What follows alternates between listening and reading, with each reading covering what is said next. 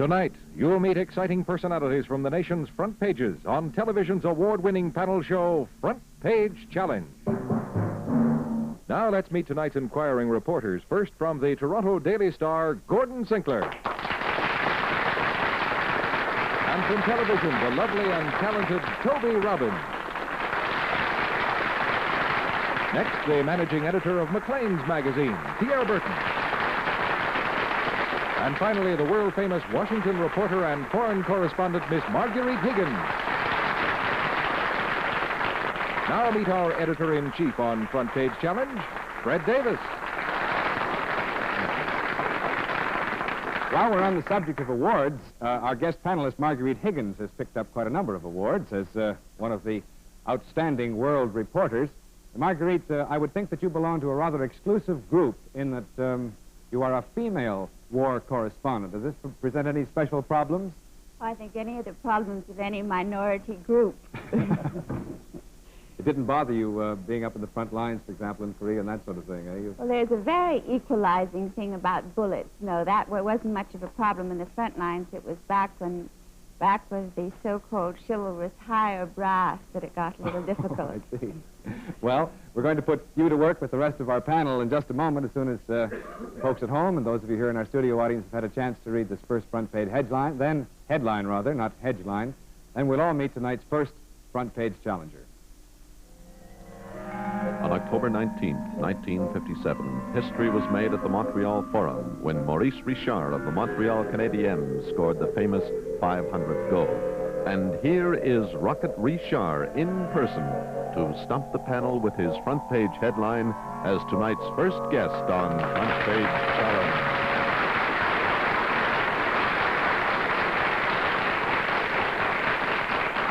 Our panel, our first challenger is behind you to avoid recognition.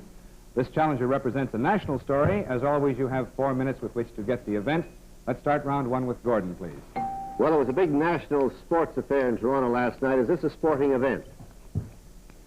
Yes. Were you at that dinner? Yes. Are you a Canadian? Yes.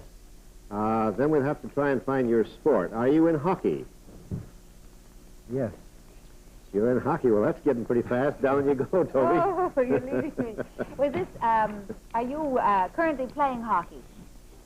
No. Have you played hockey within the last 10 years? Yes. Did you play for the Toronto Maple Leafs? No.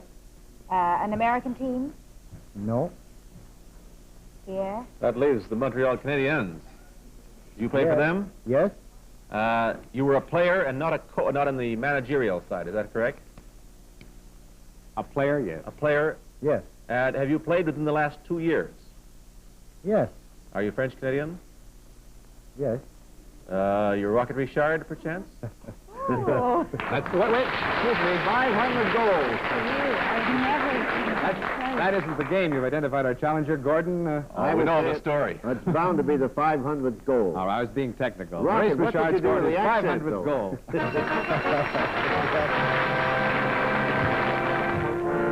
On October 19th, 1957, at the Montreal Forum, the largest crowd of the season came early to be in on the historic moment when Maurice Richard would score his 500th goal. 15 minutes into the first period, the game between the Montreal Canadiens and the Chicago Blackhawks was scoreless. Ian Cushionen had just been penalized for holding the Rocket, and then the Canadiens' famed power play went into action. Dickie Moore passed to Jean Beliveau near the side of the net.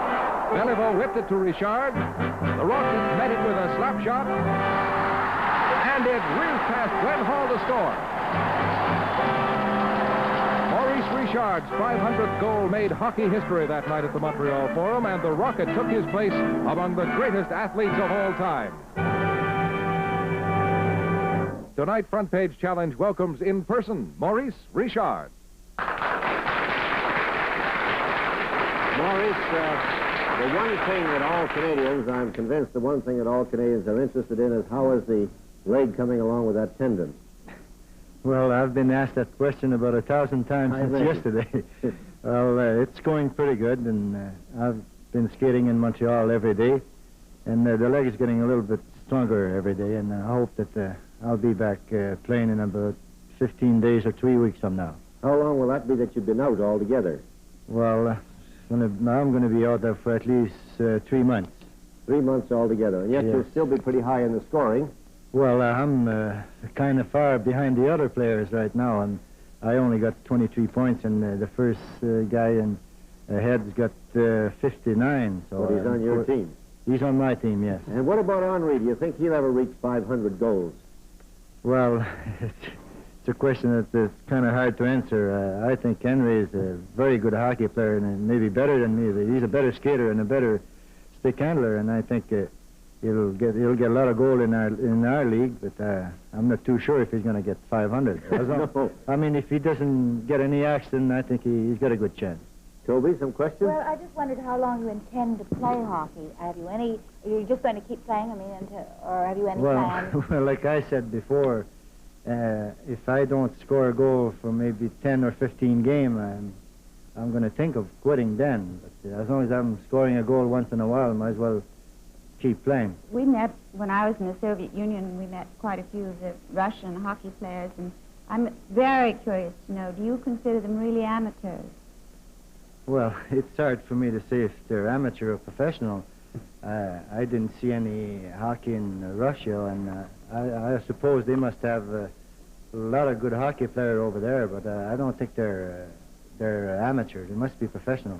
Have you had any opportunity to talk with any Russian hockey No, players? I didn't meet any of the Russian players, no. I didn't have the chance in Montreal. Maurice, have you got control of your temper now? Well, for the last 2 or 3 years, I think I behaved myself pretty good, and I didn't take too many penalties this year, and I had a good chance for the Lady Bing this year. I only had 2 minutes. Oh, that'd be unbelievable. You winning the Lady Bing. Did you think that the decree was fair that ruled you out of the league for some time? When was that? Mr. Campbell. That's 3 or 4 years ago when President Campbell suspended me. Well, Well, he's since called you the greatest greatest player in hockey, and on this show, how do you feel about him personally? well, he was always nice for me. He always said a lot of things nice about me, and I met him everywhere I go. I see him, and he's always nice to me. And the time I was suspended, he suspended me. I think I deserve it a little bit. I hit the referee. I'm probably the only guy in the league that hit the referee. Not the referee, though, even the linesman. But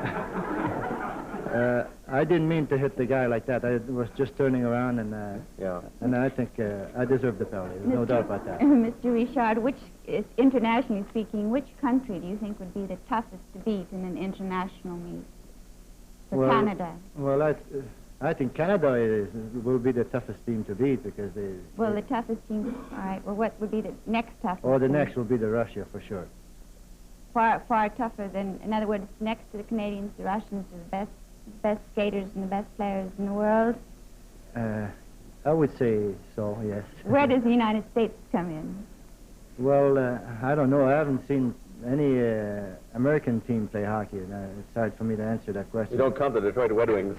Well, thank you very much, Morris, for coming to the program tonight, and we wish you a very speedy recovery as far as that injury is concerned. Thank you very much. Call your local cable company to order History Television now. A champion's pedigree. We are a company built on engineering mastery. 300 gives us an all-out engineering car. It has put real fire and spirit into the whole job we do. Introducing the all-new 99 Chrysler 300M Sports Sedan. It's unique, and it's exciting, and it's a basic automotive experience. The most horsepower, the most torque, and the widest stance in its class.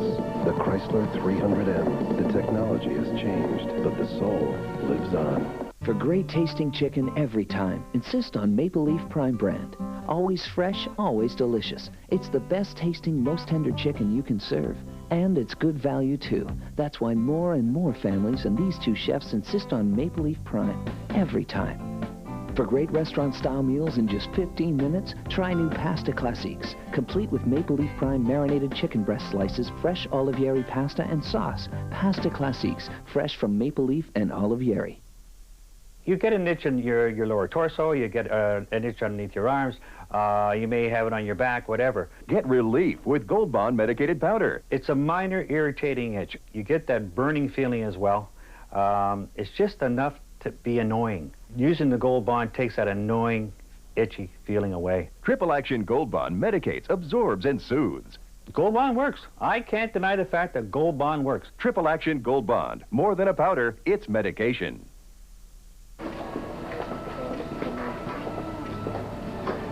Have you talked to him yet? Mr. Hamilton? Oh, he's fine. How long has he been at it? Oh, a couple hours. Oh. Not that long, then.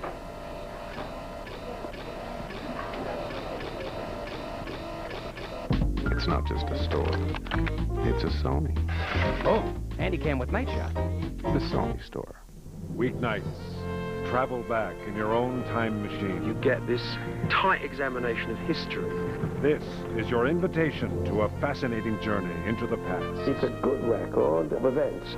Tonight, travel back in time and explore ancient civilizations, the inventions and influences that helped shape the modern world on Destination History. Tonight, 8 Eastern, 5 Pacific, an exclusive on History Television. Bobby Sox and Crew Cuts, Elvis and Marilyn. It's the 50s on History Television. Now that the war is over, doesn't that two-way stretch feel good? An era of innovations. I dreamed I got a lift in my maiden form bra. And nightmares. When everything was new and everything was for sale. The 50s are back. Tuesday at 9 Eastern, 6 Pacific on History Television.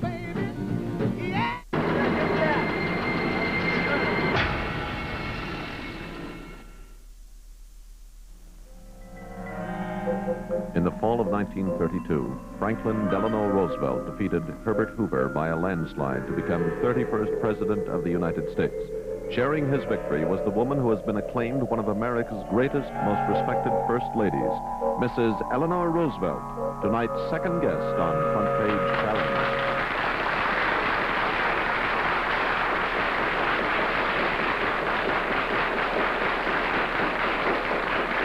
Once again, panel, we've asked our challenger to stand behind you because of a very definite area of identification.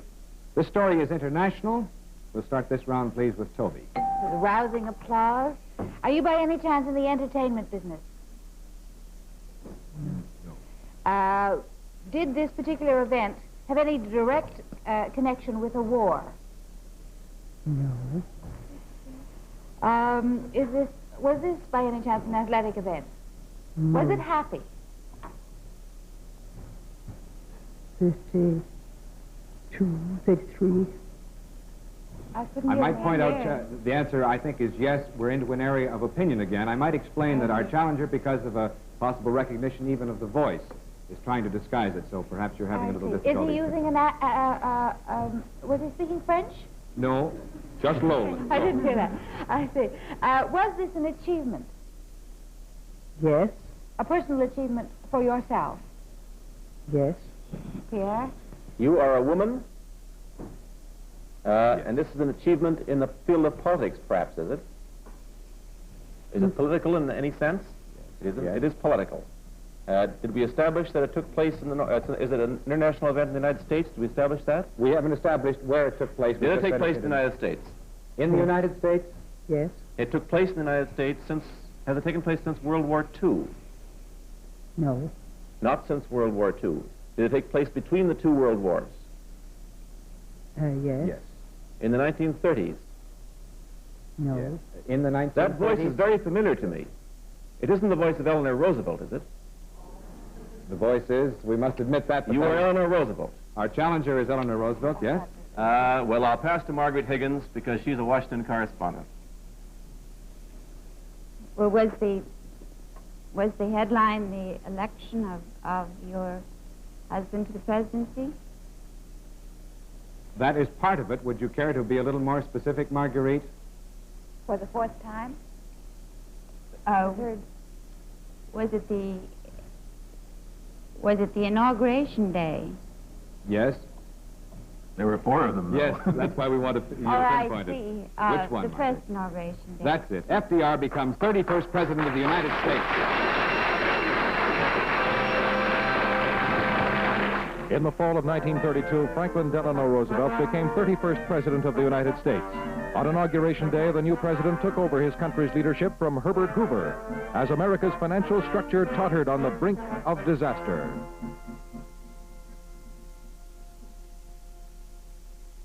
And I am certain that on this day, my fellow Americans expect that on my induction into the presidency, I will address them with a candor and a decision which the present situation of our people impels.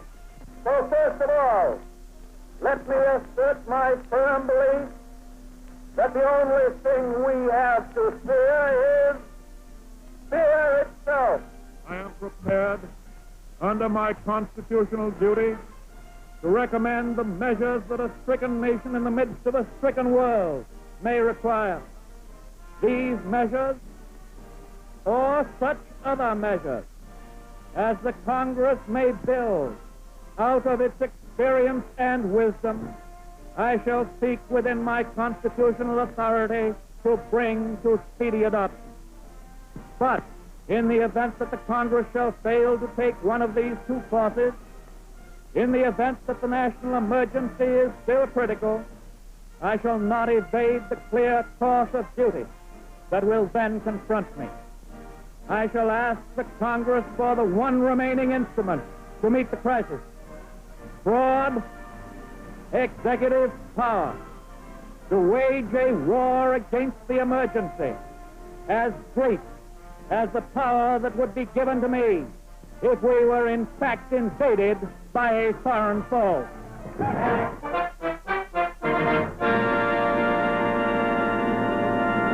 Tonight, Front Page Challenge welcomes Mrs. Eleanor Roosevelt.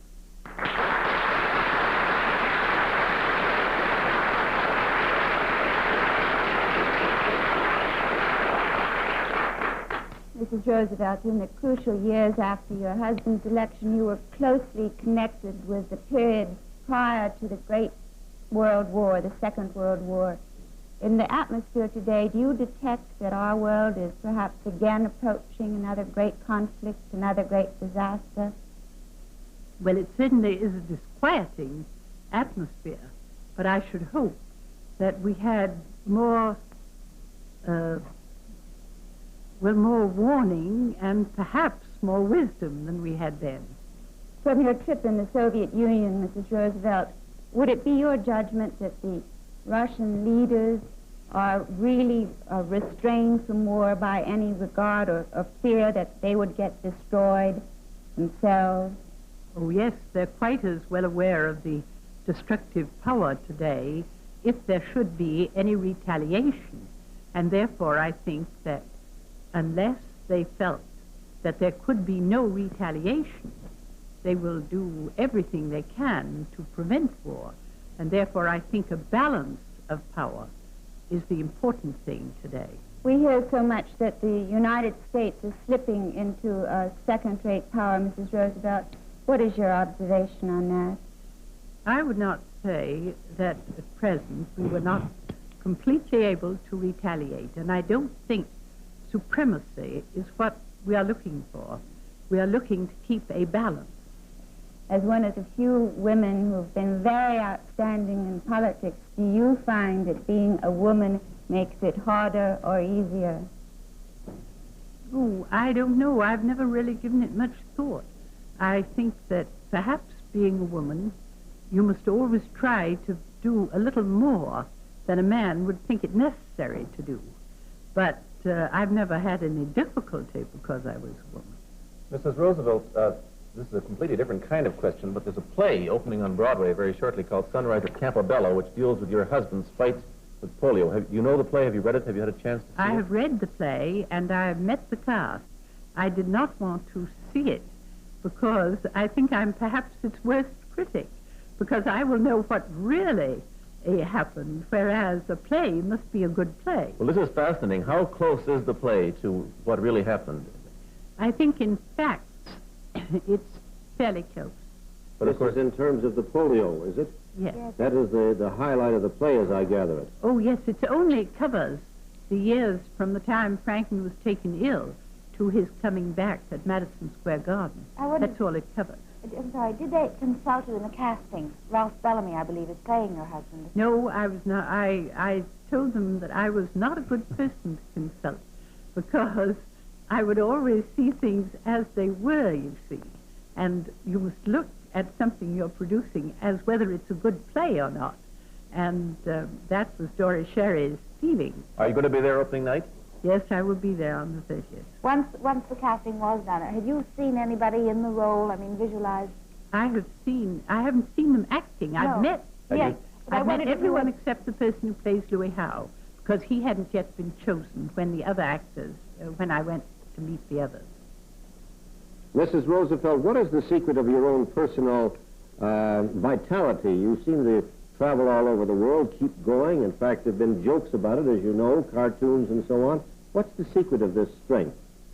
I don't know. I imagine they're good ancestors. I don't know what else to say. Do you have any particular type of diet? No.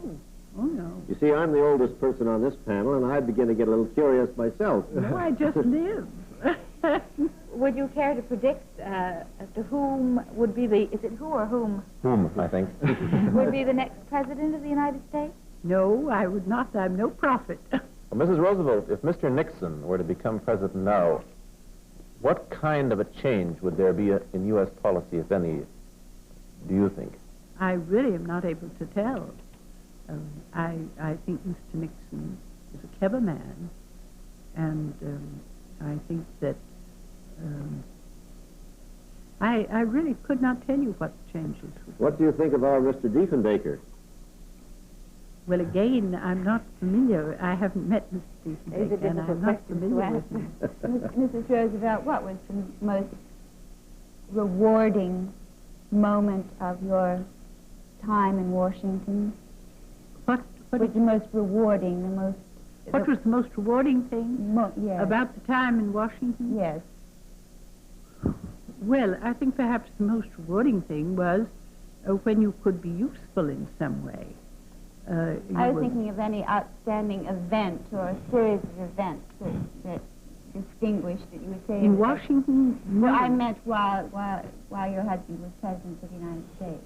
No, I think that then what happened was what my husband could do, and the things that I think to him were the most rewarding was when he began to feel that the Depression was being met, that the Depression was being conquered, and then perhaps for him when he really got the feeling that the war was coming to an end. I think those were the two periods which were probably the most... Mrs. Roosevelt, we've had criticism published in our papers about the enormous, and it seems enormous, bodyguard of the President of the United States, not your husband, but any president. Did he ever resent that? Well, I imagine that all presidents resent it, but they have nothing to say about it because it is what Congress dictates. And a president's family may say, you are allowed to have protection, but you do not have to have it. And I never had it. My children never had it. But when the time came that their children were being threatened, then sometimes they had it for their children. But the president has no choice. He has to have whatever Congress dictates. And you, never having had a bodyguard, were you at any time molested? Oh, never. I was wondering, you said your children's children were threatened? By who? They were threatened, yes. But the children, naturally, they were afraid of for their little children because there was no way to protect them. Conceivably might threaten Well, I'll give you an instance. One night they called up my son Elliot in Texas and said that someone had overheard in a hotel a conversation in the room next door where they were planning to kidnap the children on the way to school the next day. And that frightened him rather thoroughly, and after that they were taken to school by Secret Service and brought home. But that's the kind of thing that they got worried about, but not the grown-ups, of course. Mrs. Roosevelt, you're a senior statesman in the Democratic Party. No, I'm not. I really am. Well, you're a senior member of the Democratic Party. What I'm interested in finding out is who do you think in the party now is a presidential timber for the next election? Oh, there are a great many people who might consider the nomination, might be considered for the nomination. But, in fact, there are really quite a number in the Democratic Party. Now, I'm not going to prophesy as to who may be the ones, because I don't know. Sure. Well, what are your plans now for wandering around the world? Are you still going? Oh, well, I travel a good deal in winter anyway, you know, because I worked for the American Association for the United Nations, and I volunteered for them to organize throughout the country.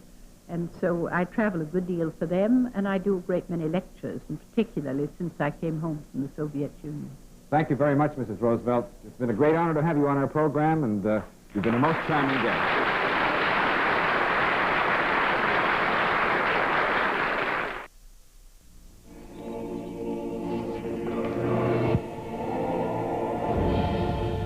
Next, great crimes and trials. Then, Destination History explores ancient civilizations tonight on History Television. Maple Leaf Lean and Light sliced luncheon meats and hot dogs were tested with families just like yours. We found we could reduce the fat by up to 60%, and Lean and Light would still have that mouth-watering Maple Leaf taste. Now your family can enjoy 100% of Maple Leaf's delicious taste with less fat. Maple Leaf, the most taste with less fat.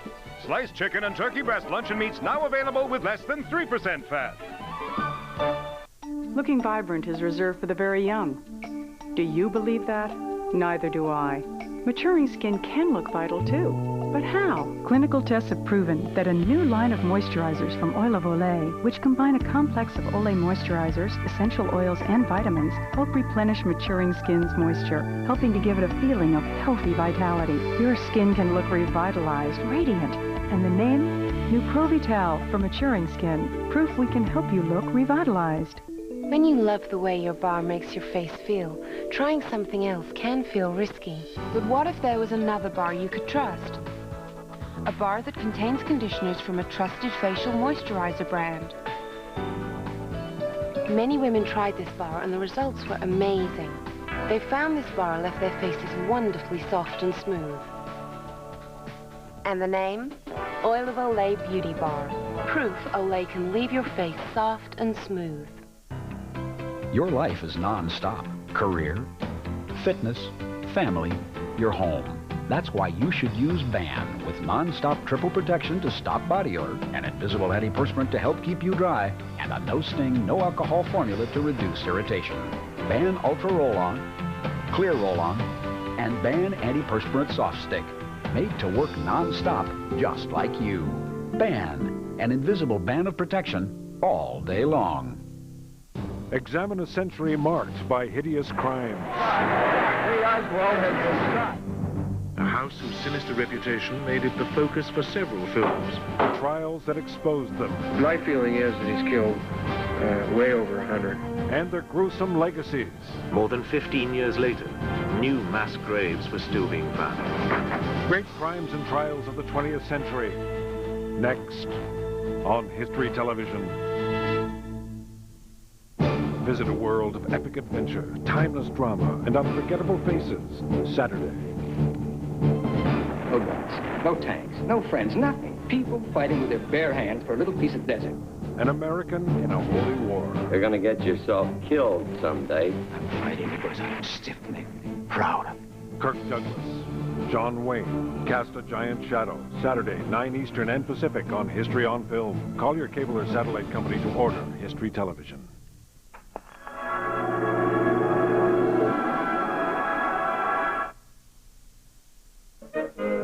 Front Page Challenge was produced by Jim Guttrow, written by John Aylesworth. Produced for Lever Brothers by the CBC.